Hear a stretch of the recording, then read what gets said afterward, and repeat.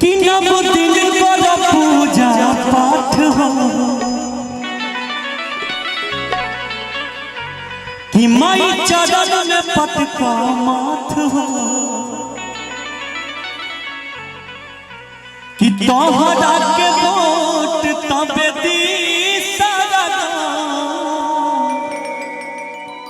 कि तोहरा के वोट तबे दी सारा।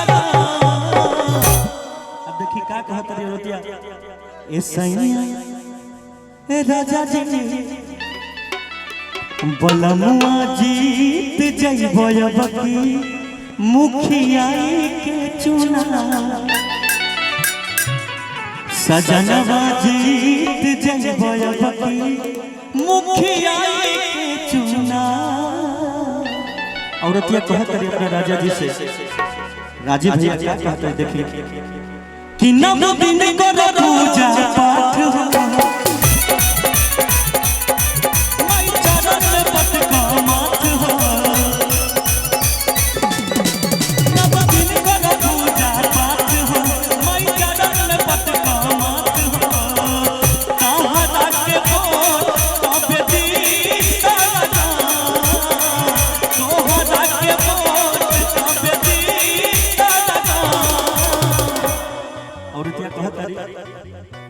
सैया जी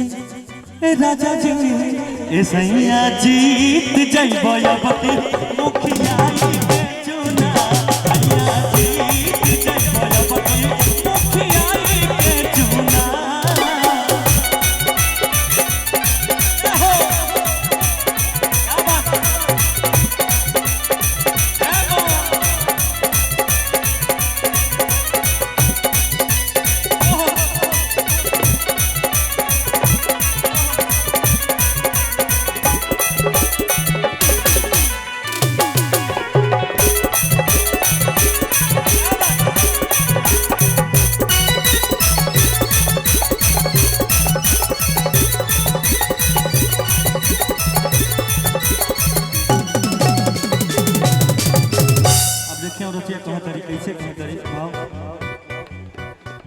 माटी के कलसा जाके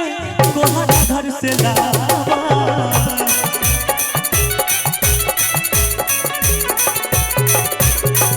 दाबना मरुआ अपना ओढ़म फूल लावा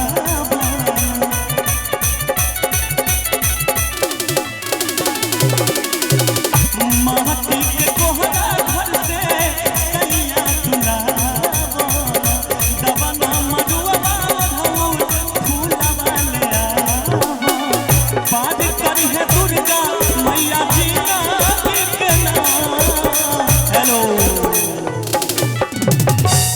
औरतिया कहतारी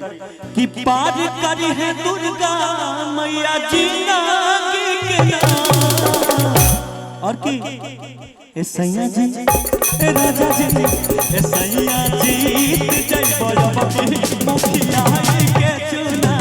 राजा जी जीत जइबो अबकी सरपंच के चुना।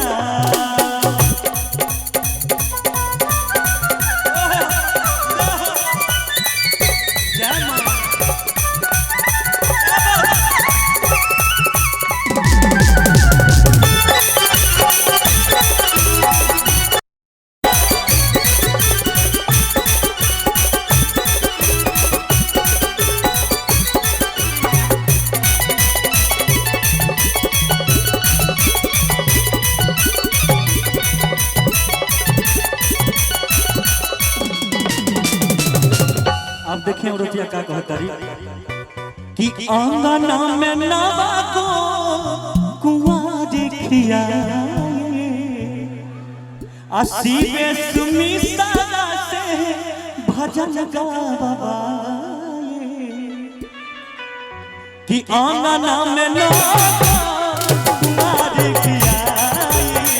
आसीबे सुमिता से भजन गावाए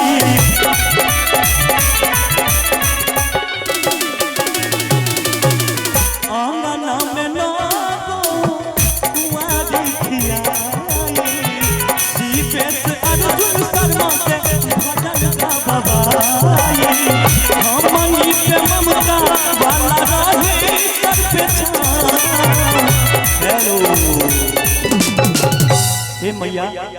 हमनी पे ना सब कलाकार और सब श्रोता पर रहे के चाहे राउर हाथ कि हमनी के सर पे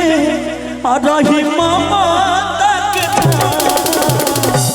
ओके ए राजा जी ए सैया जी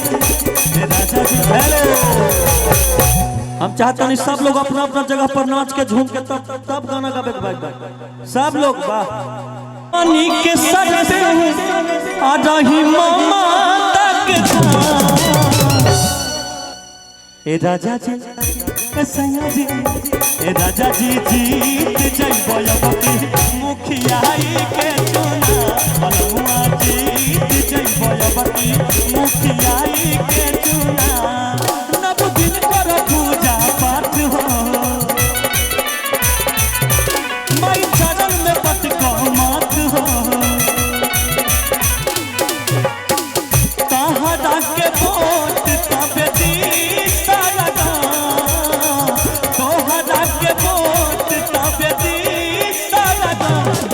राजा जी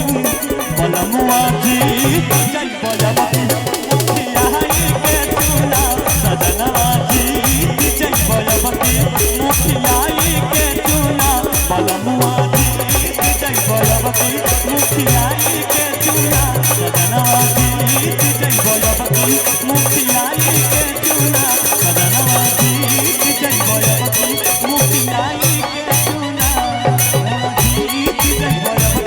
मुखियाई के चुना अगर अच्छा लगा हो तो जोरदार ताली बजा के आशीर्वाद दे दी सब लोग वाह।